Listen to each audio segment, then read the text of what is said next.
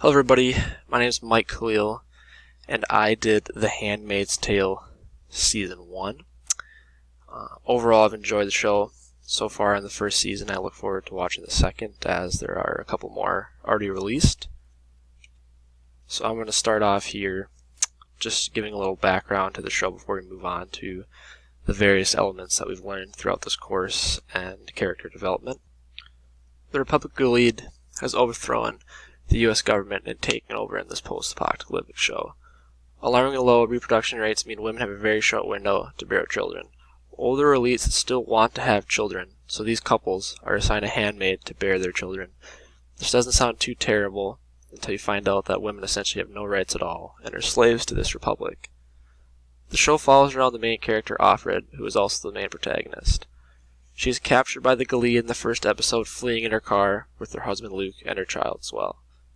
We see what her day-to-day life is as a handmaid and how she changed as a person to survive the situation that she has been put in. Margaret Atwood is the author of The Handmaid's Tale that was turned into this screenplay that we've seen today.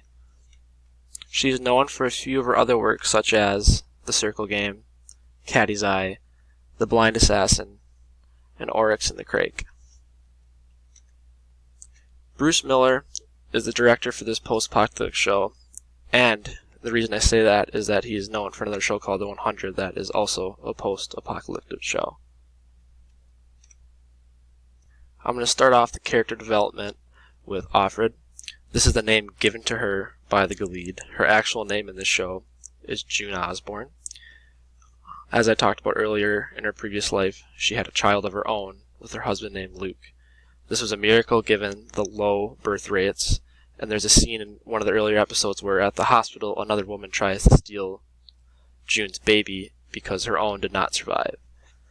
She's forced to be a handmaid for the commander and the commander's wife, Strina Joy, who I will get to in the following slides. Moira is Offred's best friend in this show, who was also captured and turned into a handmaid. There's a few scenes where you see them in their previous lives as college students going for a run before things go haywire. She's a fierce character that does not submit to the Gilead's demands right away, but does eventually, just to survive. One thing to note is that she is bisexual, and this is important because of the things that the Gilead do to people that are bisexual. Moving on to Ofglin, who is Offred's shopping partner. All the handmaids are assigned shopping partners because the Gilead feel that it is not safe for handmaids to travel outside by themselves. Ofglin is part of a conspiracy group that she tries to get Offred to become a part of, and she is bisexual as well. Again, the reason that I'm noting this is because of what the Gilead will do to those that they find are bisexual and not following the Bible word for word. The scene that you're seeing here is, I believe, episode 4 or 5, where it is found out that Ofglin is having relations with a Martha in her household, and the Martha is hung, but Ofglin is allowed to live because she can still bear children. The commander is one of the only male characters in this show that we see beside the limo driver, Nick, and Offred's original husband, Luke. He takes a liking for Offred, it seems, and he doesn't seem like that bad of a person given the circumstances that they're in. When I say takes a liking, he invites Offred, not Ofglin, into his quarters to play games like Scrabble, even though he's not supposed to, so he can feel closer to her. As I stated earlier, Strina Joy is the commander's wife, whom we are assumed to be as barren and unable to have children of her own. She treats her assigned handmaid, Offred in this case, very poorly. She locks her in her room for weeks at a time, not letting her out, because she is unable to get pregnant. She often takes out her frustrations on Offred, even though it's not her own fault. I'm going to go out on a limb here and say that the target audience for this show is adult women. Given this fact, I'm still really enjoying the show, even though I'm not the target audience. For this slide, I want to talk about wardrobe and how important it is for this show. It's extremely important because of the caste system that the Gilead put in place. Marthas, who do the daily things like washing dishes and laundry, wear dark blue garments. Handmaids wear red, and the wives wear a darker green. Men are always seen to be wearing black. The Handmaid's Tale challenges social norms and shows what a society would be like if we went back to a time where women had no right. The scary reality is that there is lobbying for some already granted women rights to be taken away. That is why I show these pictures for Planned Parenthood on issues like abortion.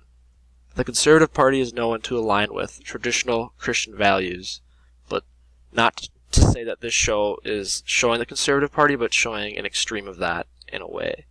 It's merely a comparison.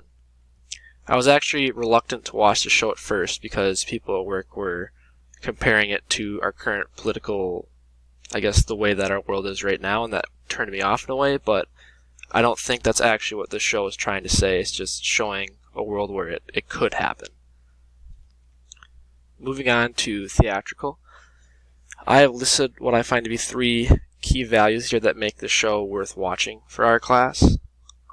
The first is the non-diegetic sound. Whenever Offred is talking to the camera or talking to the audience, she's kind of breaking that fourth wall in a way, pulling herself out of the show and talking to us, the audience, about how she feels, but it's in her head so the other characters can't hear what she's saying. Another thing that I really enjoyed was the high-quality music that evokes strong feelings.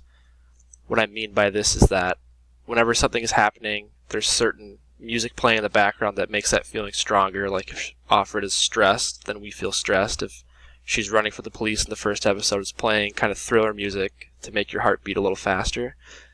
And then lastly, we learned about this in our last chapter, it was the smash cuts.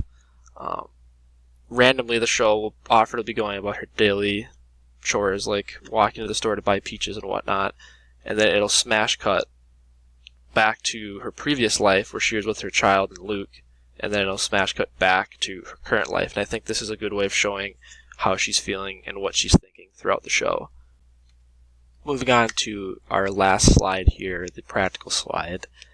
A few ways that people can relate to this show is that Offred was a young mother dating a man she loved, and all of a sudden her life was turned upside down. This isn't something that could actually happen, but it's something that I feel like is plausible and some people could imagine happening to themselves, so it draws you closer to the show. And then another aspect I noticed was the limo boy Nick. I feel like loves Offred and is always showing his feelings towards her, but he can't have her given the circumstances, so this shows a lot of people in our world that want things that they can't have, and that's another aspect of this.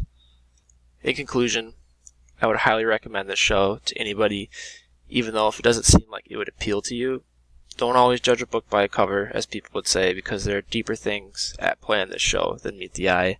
I, for one, was kind of avoiding it because I didn't think I'd enjoy it just because of the plot, I guess, but I actually really ended up enjoying it, and I'm looking forward to watching the second season. Thanks for taking the time to listen to my presentation. Have a good rest of your day.